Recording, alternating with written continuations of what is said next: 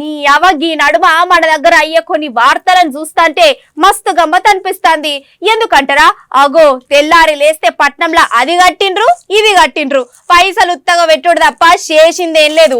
ఎవ్వరికి అక్కర్రాని పనులని కొంతమంది లీడర్లు అంటే అగో గా లీడర్లకు కూడా షాక్ ఇచ్చే వార్త ఇవాళ మన దగ్గరికి ఒకటి వచ్చిందుల్లా.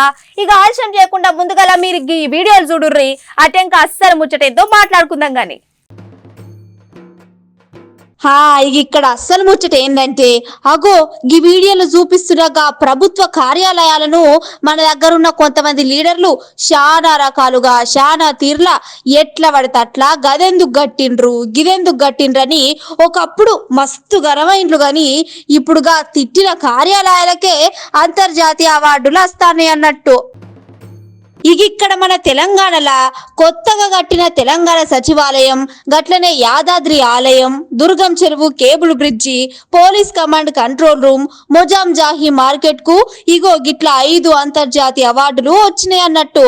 గట్లనే ఇక్కడ ఇంకో ముచ్చట ఏందంటే మన దేశంలోనే తొలిసారిగా తెలంగాణ నిర్మాణాలకు గ్రీన్ యాపిల్ అవార్డులు దక్కడం ఇక్కడ మంచి ముచ్చటనే చెప్పుకోవచ్చు.